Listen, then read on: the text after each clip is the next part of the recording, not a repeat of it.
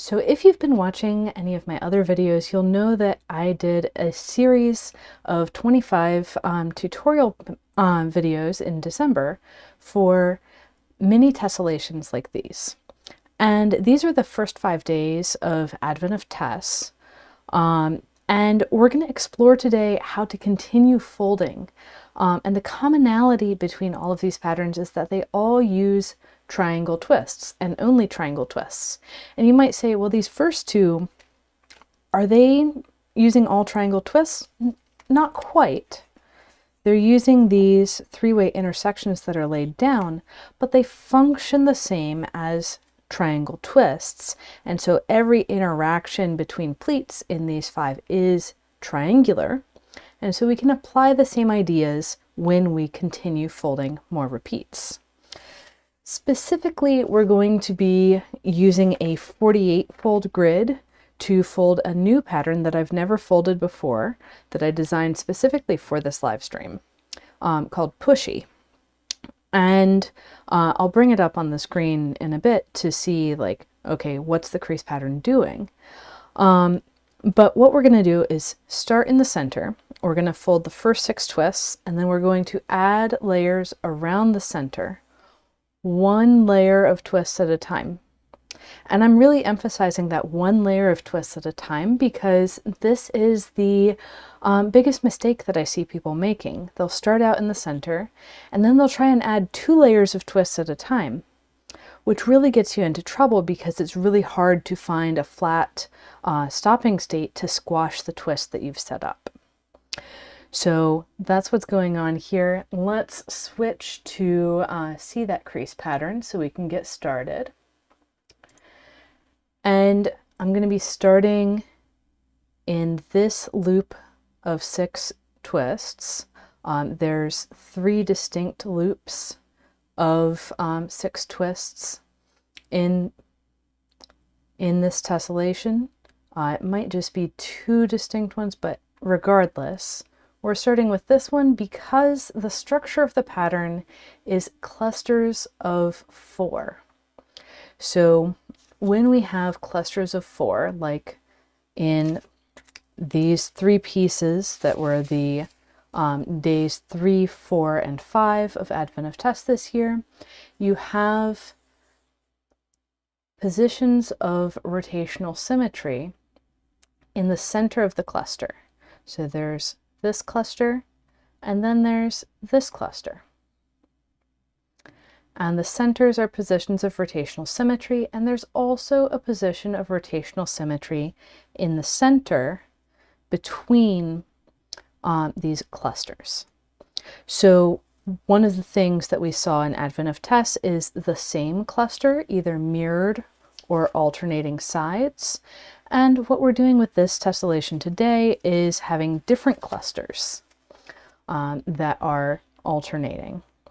So I'm going to start by finding the center of my paper. So I'm folding in half. Again, this is 48 divisions. That means you'll see 48 divisions from corner to opposite corner. You'll also see those same 48 from top to bottom. Finding the center means I'm folding along the center line, and then I'm finding another fold that goes to a corner, and that will tell me precisely where my center is. I'm going to orient my grid so it matches the crease pattern, namely with a grid direction oriented vertically, and I'll zoom in. So from here, we're using this crease pattern to say, how do I start folding this tessellation? And we're going to start with these triangular things, always with 6 triangles. Of course, there are exceptions to that. Here, the first day of Advent of Tess, we started with 6 triangle intersections. And in the second day, we actually centered it on a triangle itself. But for today, we're centering it on the loop of 6 twists. So from my center point, where my mouse is in the crease pattern, I have 2 grid spacings to valley folds. So 2 grid spacings out, that's where I have my valley folds, and those are making a great big triangle. And I have triangle twists on either side of the corners of my big triangle. On this bottom side, I have a closed triangle twist. So all 3 of these mountain folds are coming to a single point. And on the top side, I have an open triangle twist, which means my mountain folds are going around a grid triangle. And really, we don't need quite this much information to get started, but I wanted to make it easy for you to start. So this is what we need from the crease pattern to start folding. And I'm going to go ahead and get rid of the crease pattern. Again, this is a new pattern that I've never folded before, but it's very similar to other patterns that I am very familiar with, and so I'm not anticipating having any difficulty with it. The first thing I'm going to do is bring up that closed triangle twist. It's just going to be, I mean, it's an arbitrary matter of preference, whether we start with the closed one or the open one.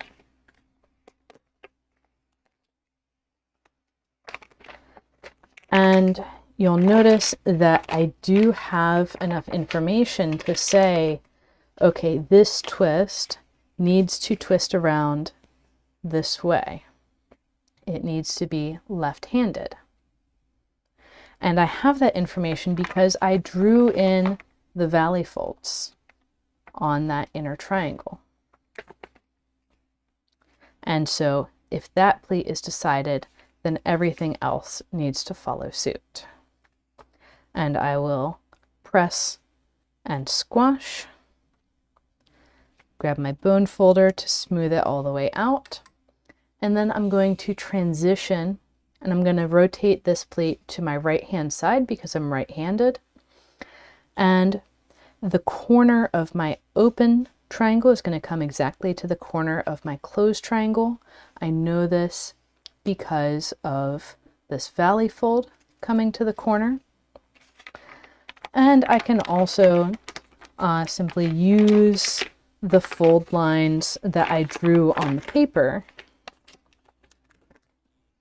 to find that location for myself, or find where all these pleats are going. And once I've got it, I'm going to squash.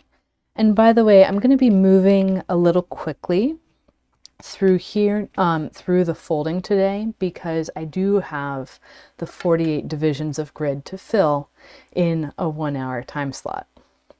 So then continuing to the next corner, I'm going to pick up, and here's where I can either look back at my crease pattern, which by the way, I don't even see right now. I'm just looking at your comments and a feed of my video.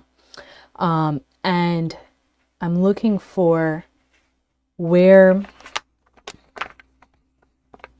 I can put in a 3-way intersection on this mountain fold so that a mountain goes through that corner of valleys of that central triangle. I should say central grid triangle as opposed to triangle twist.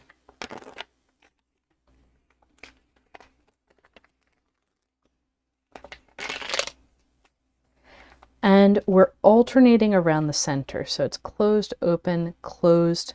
Then the next one will be open.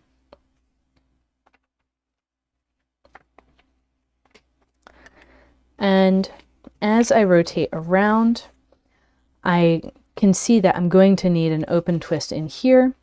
If I do that, I'm going to end up with an unfriendly overlap, but it's not such a big deal because the overlap's going to be so far away from everything else. So I may as well continue in the direction I've been traveling. So I'm going to create a pleat. The mountain will be parallel to that valley that we drew in the beginning. And this is going to emphasize a particular grid triangle there. And I find the third mountain, erasing the extension of the first mountain. And squash. And then coming to my overlap, I'm going to open that up,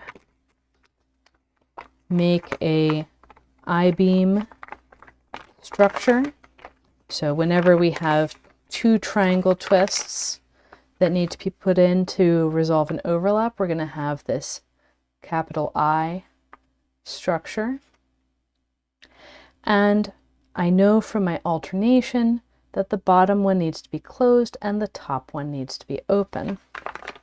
So I'll keep the mountains of the bottom, but this free mountain that's not coming from an existing twist in one direction or the other is going to need to shift over one spacing to make an open twist up above. And I can go ahead and squash my two twists. Okay. Now we've got our central 6 twists, and we're going to be folding in clusters of 4. The easier cluster is going to be off of our closed triangle. And we're going to have all closed triangles on this side for that cluster. And then the other cluster is going to have a closed triangle on the opposite side in the center. So starting out with our closed triangle, and thank you, Nancy, for commenting. Glad to see you here. And so we're going to start with this pleat coming from our closed triangle. We're going to go one spacing out to find the center of our next closed triangle.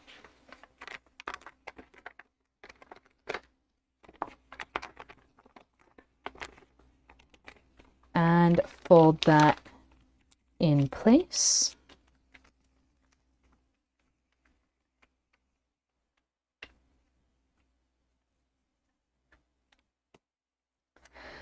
And then this has caused 2 pairs of parallel pleats. And if I'm going around, I want to look from here to the pleat where I'm sitting kind of on top. It's not going to make a huge difference for this particular tessellation because I'm going to be flipping back and forth. And I'm going to go ahead and take this one and fold a new, see my hands defaulted to a open twist. I'm going to make that a closed triangle twist.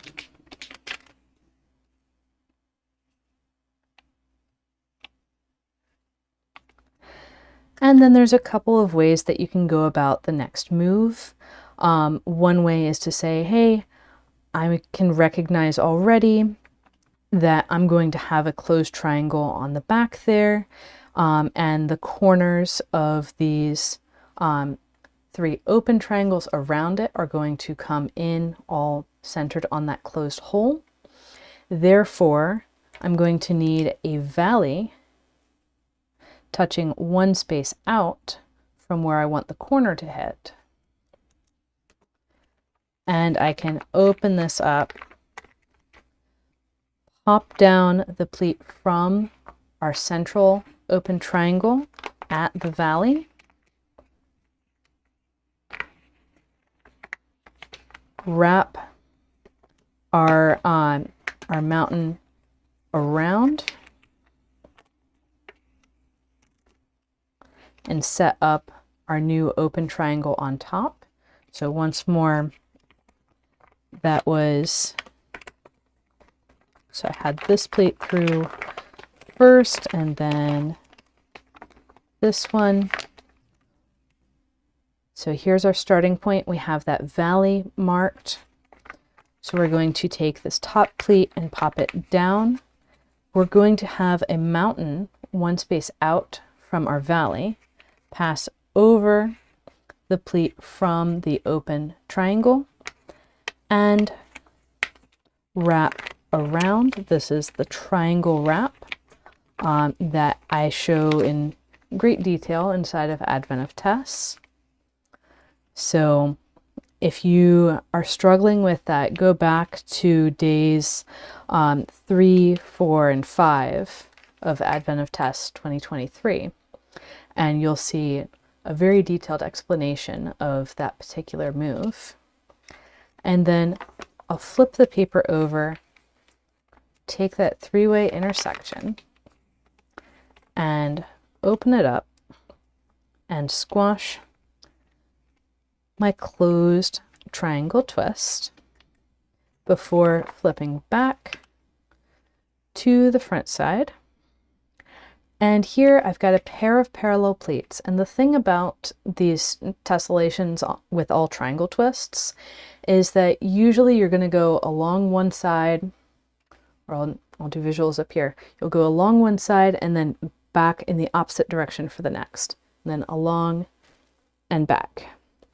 So you're going to get a little bit of a different kind of effect than in other tilings where you would just loop around and around and around and around. So you've got to pay a little bit more attention. That said, there's cases where this order is arbitrary. So I'm going to start with the top of these two pleats, and I'm not saying top because it's further away from me. I'm saying top because it's sitting on top of the layers next to it. So on this top layer, it's coming off of a closed triangle twist. So I'm going to need another closed triangle right next to it, just like I did at the start of this ring around the center. And squash. And now I have a friendly pleat overlap that I'm going to open up, and I'm going to have a closed twist at the top of the I-beam and an open twist down below.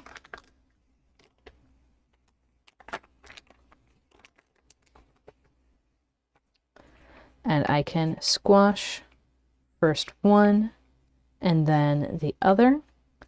And you'll know that you've done it correctly when the corner of the open twist comes to the closed hole that all of the other open twists in its cluster come to, and the corners of the closed and the open twist meet at the same point.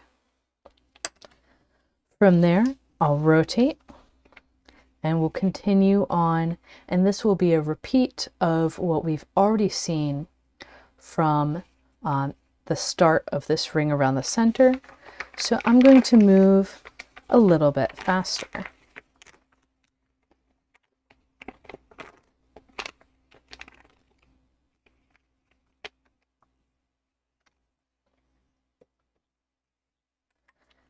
And here we're opening up, popping down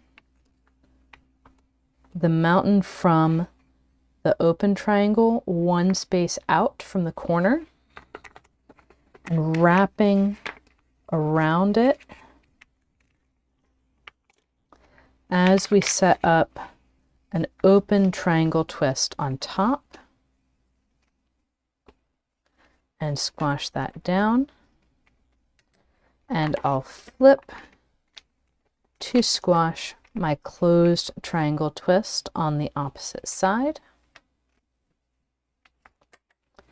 and flip back and jump to the top of the new stair step of pleats.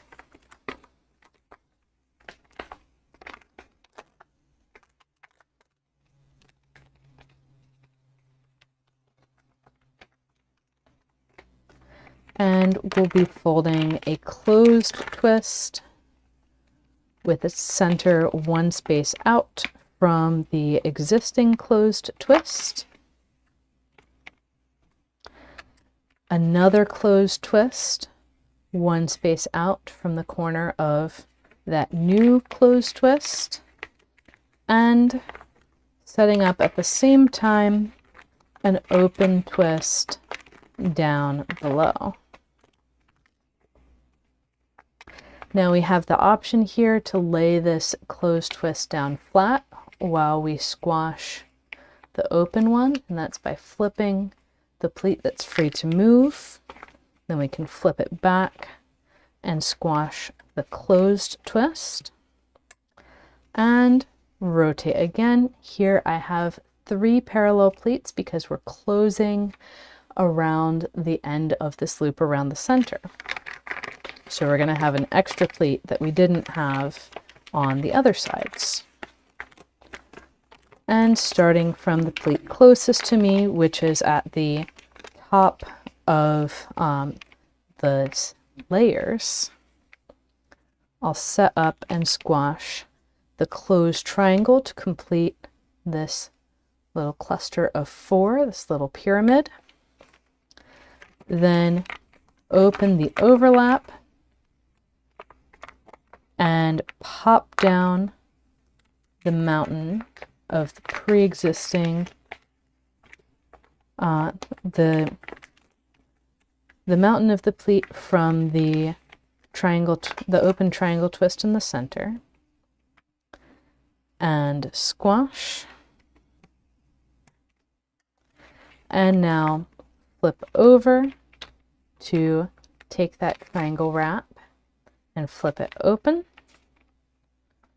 and squash, and flip back to open the pleat overlap and place a closed triangle at the top and an open triangle at the bottom.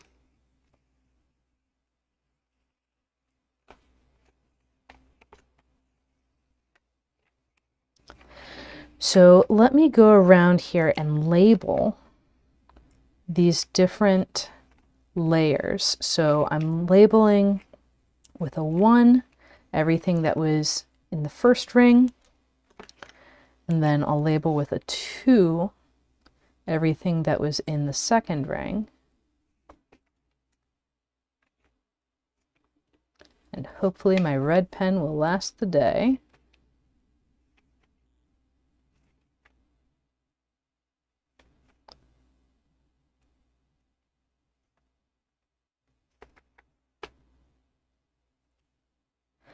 And there's also ones that I did not label, which are these closed triangles that are on the back side. So from here, we have all the information we need to make more repeats. And specifically, we can see that there are these clusters of 4 triangles, and they're going to repeat further out. But I want to reiterate what I said at the beginning and caution you to do just 1 layer at a time. So when we're starting the next layer, like let's say we're working on this pair of parallel pleats off of the cluster of closed triangles, I'm going to look at this pleat that's on top and say, what comes off of that pleat? And I can say, well, these 2 pleats are exactly the same as these 2. So this one and the one that goes straight into this open triangle. And this one here is the same as the one that goes into the open triangle. So that's what I'm going to fold next. I'm going to have the mountain go straight into the open triangle, and in order to have that corner come to the corner of the closed twist, I need my valley to come to that corner, and therefore my mountain is 1 spacing further away, and I can identify my target grid triangle.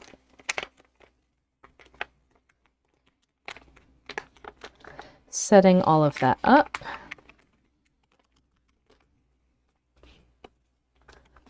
I get my next twist. Now I'm going to work my way along the set of parallel plates that I started with until I have no more overlaps, and then I'll move to the next set of parallel plates. From here, we have exactly the same situation that we had when we were going around the second ring, where we had our cluster of 4 closed with 1 triangle here and plates overlapping.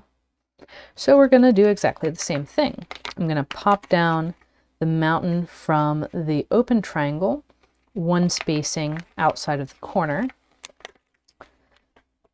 bring up. So notice here I have a 3-way intersection of valleys down below, the 3rd direction going out to my right, and I can bring up an open twist above and squash that. And now I need to flip over to the back side to squash that closed twist on the back.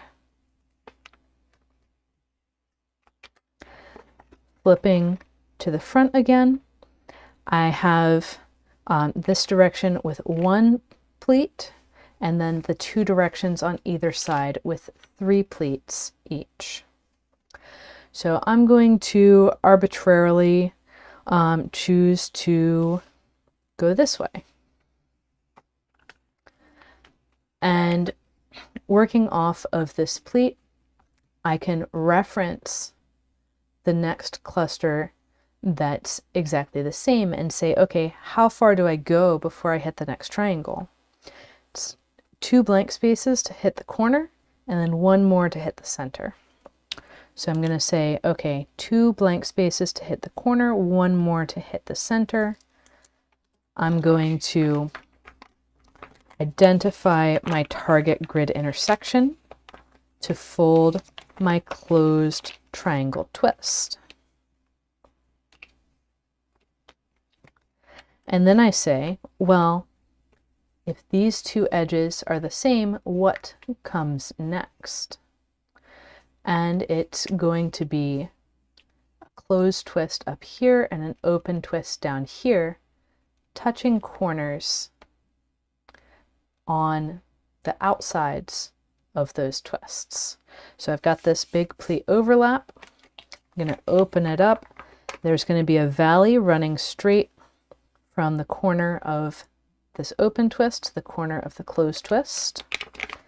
I'm going to put a open twist down below and a closed twist up above.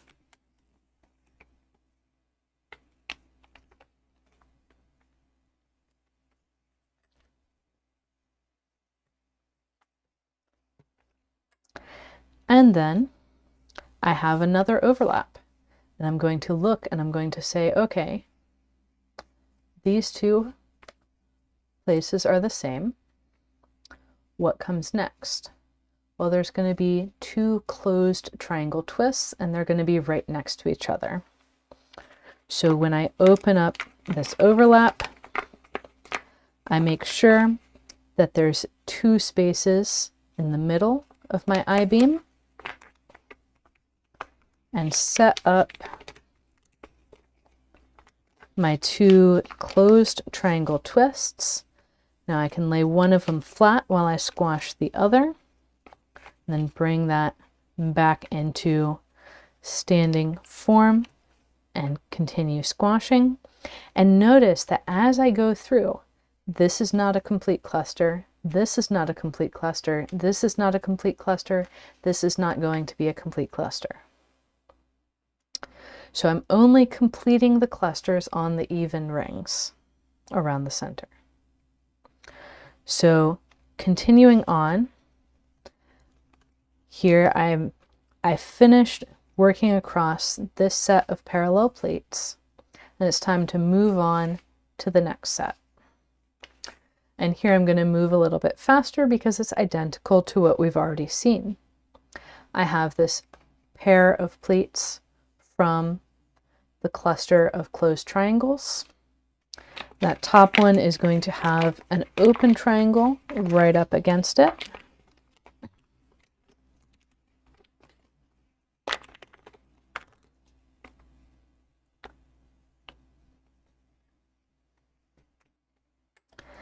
And then we're going to have a closed triangle on the back and an open triangle on the front.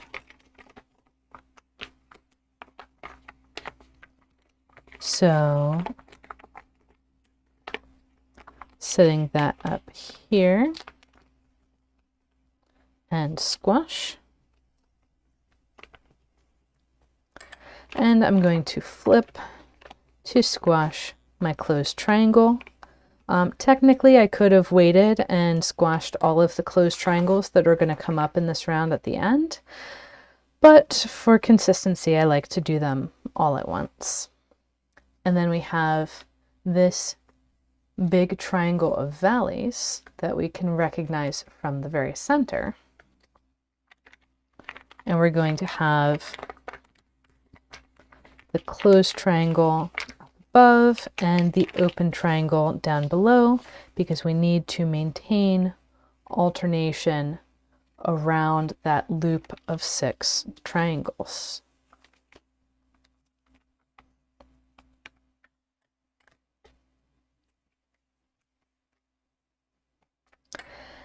And now this set of parallel pleats going this way is all done, and I'll move on to the next set. So here we've got a good like top of the stairs pleat down closest to me, and again I'm going to go 3 spaces out to find the center of the closed triangle twist.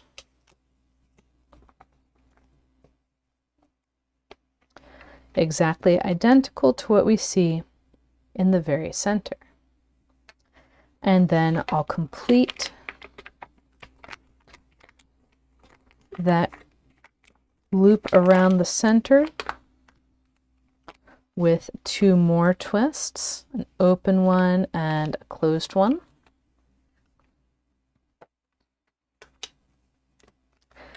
And I'll finish us off with 2 more closed twists at dense spacing.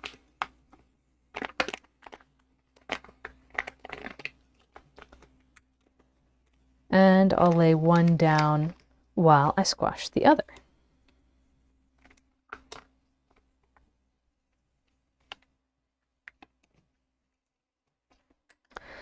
And working my way around,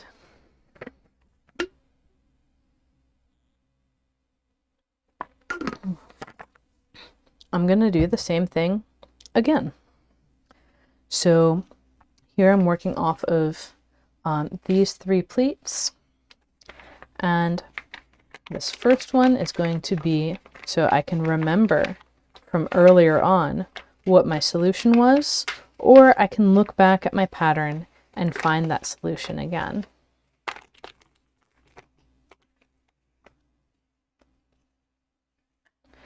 And so I've got an open twist, and then a triangle wrap, and another open twist.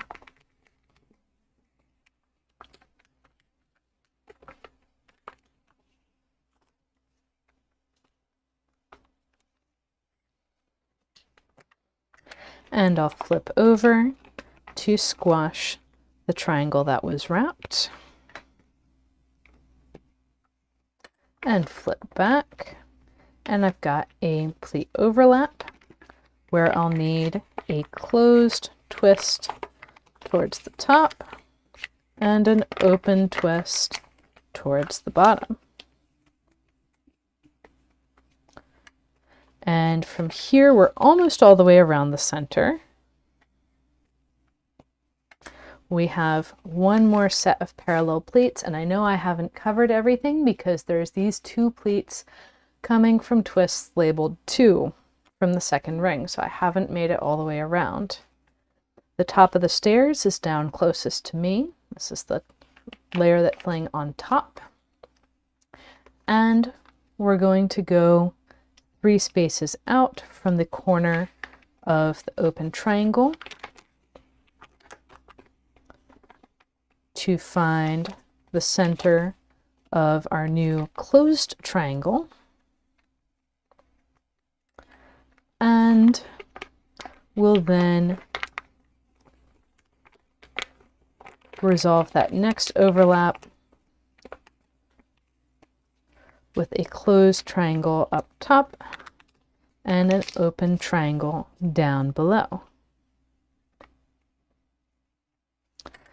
This causes another overlap, which will resolve as 2 closed triangles.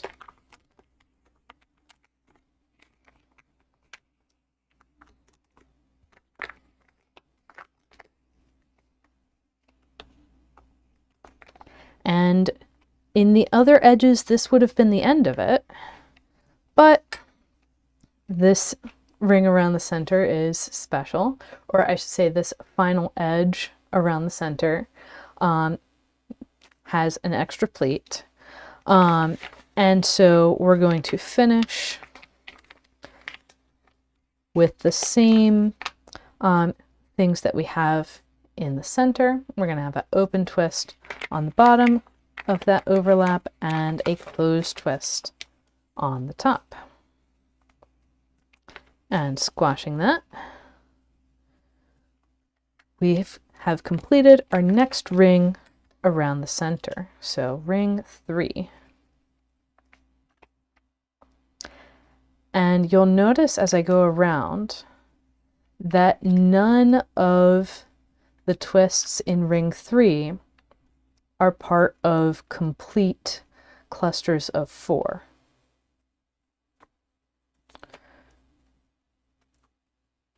So this is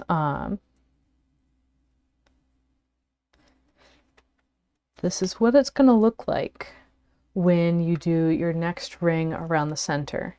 You're going to have some clusters that have 3 out of the 4 twists and some that have 1.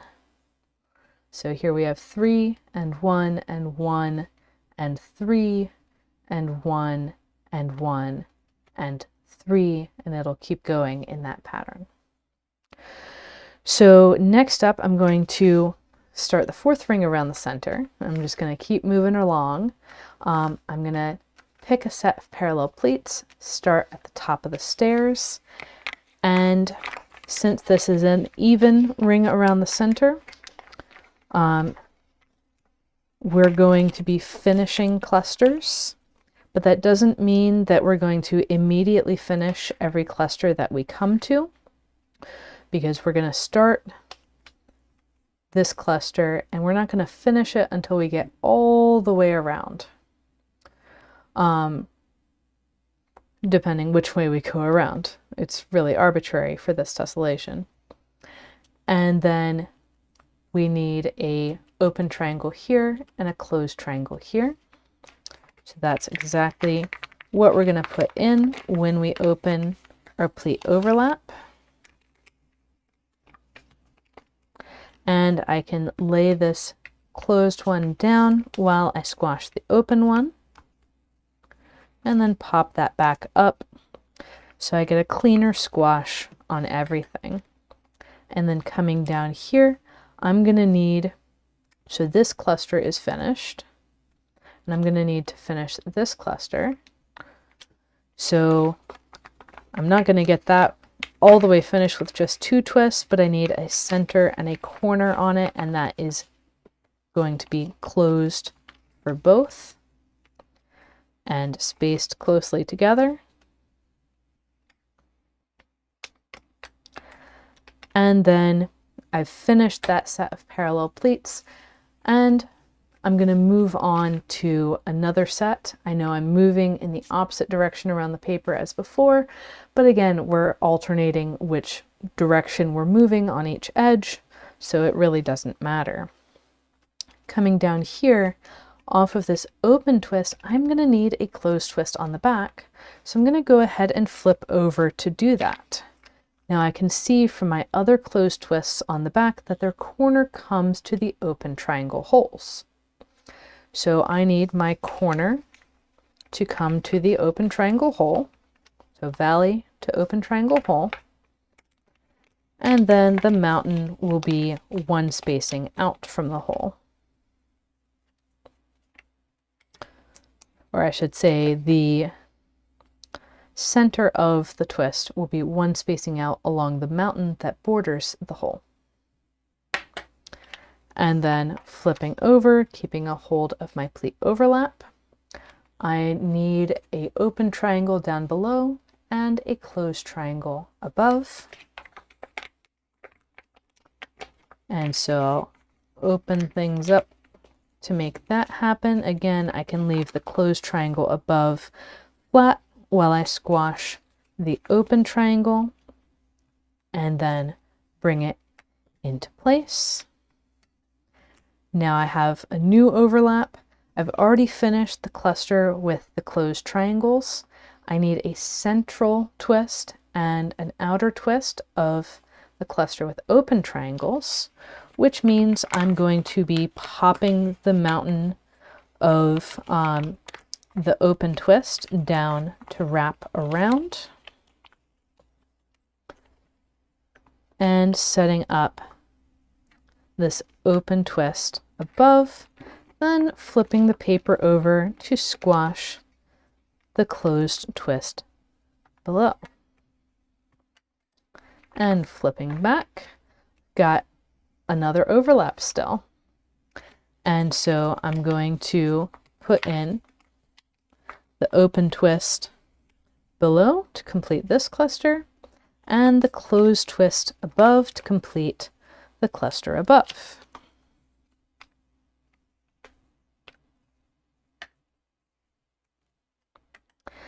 And now I've finished working on this set of parallel pleats. I'm going to move on to the next. And here the top of the stairs is in this pleat that I'm pointing to. And I need an open triangle twist to complete the cluster of 4. And I'm being careful as I run this pleat down through here to maintain the existing pleats fully closed as I cross them to keep things nice and smooth. And squash. So now another cluster of 4 is complete. And coming down here, I need the center and the corner for the cluster with the closed triangle. So I will set those up. And here, if I want to lay one of them down flat, I want to do the one where the pleat that I'm flipping does not have overlaps on it. And we can go ahead and get those squared away. And now I need a closed and an open. So I can bring up my 2 new twists, letting the closed lay flat while the open is squashed. And coming down here, now I'm in this situation again. I need 2 closed twists.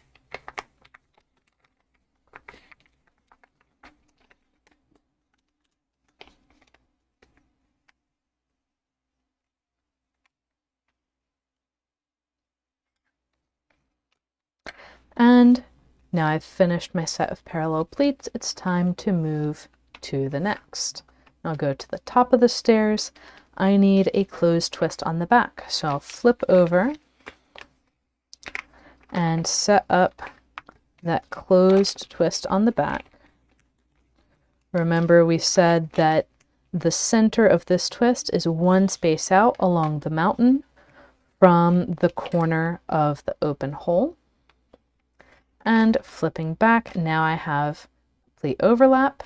I need a open and a closed.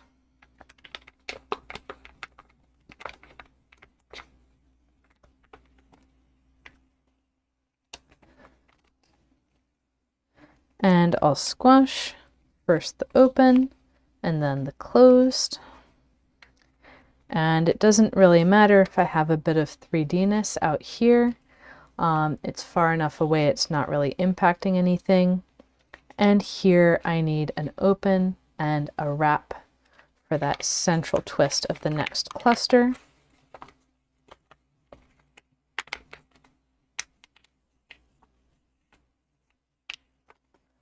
And I can get that in place and flip and squash my closed triangle that was wrapped and flip back. And I need an open below and closed above.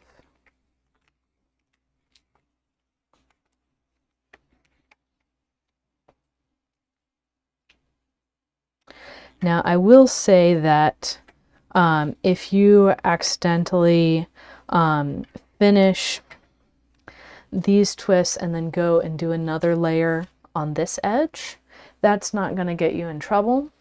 What is going to get you in trouble though is when you go to the next set, if you tried to do, like, we're going to need this open twist here,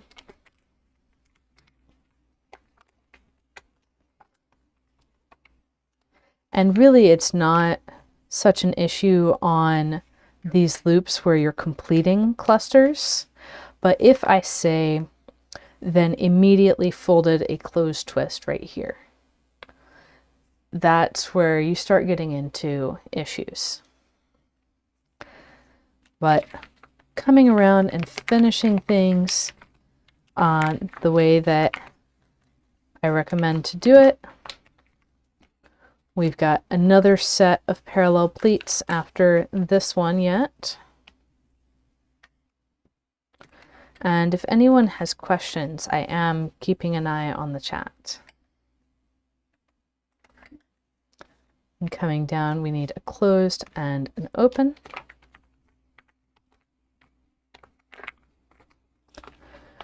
So I'm going to start phrasing things a little bit differently. So instead of talking about closed and open triangles, I'm going to start talking about corners and centers of clusters. So here we need a corner, or sorry, a center and a corner of the cluster of closed triangles. And thinking about the twists this way helps you to see how different patterns are related. This is very much how I talk about things inside of tessellations by tiles, inside of tessellation starter sequence. So now I'm moving to my last set of parallel pleats, and there's a lot of them because it's the last one in the ring. I need to finish a corner twist on my pleat that's at the top of the stairs.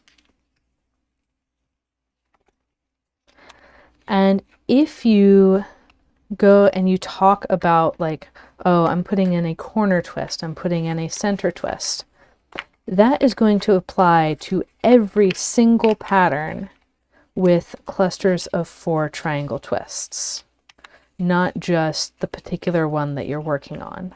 So the order of corner twist, center twist, like we just did a corner and then we did a corner and center. That is going to apply to every single arrangement of, like, open and closed and front and back that you can have with this structure of clusters of 4 triangle twists. So now we're folding 2 corner twists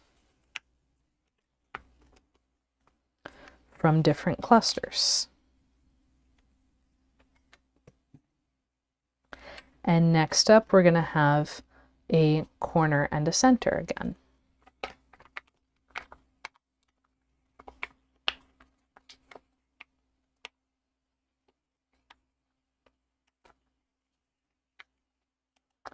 And it's going to match whether the twists are all on the same side, whether every neighbor is alternating, whether like today, very few of the twists are on the opposite side. It's always going to match up, and then we're going to finish with 2 corners. Always going to match up with these descriptions. So once you start seeing in these terms, it's like a whole new world has opened up, and you're able to do things that were previously impossible. So now you can see how by really focusing in on the structure of like, okay, we're going to have the central ring, and then we're going to have the second ring, and then we're going to have the third ring, and then we're going to have the fourth ring. And the first ring is going to start, or I should say the odd rings are going to start clusters. The even rings are going to finish them.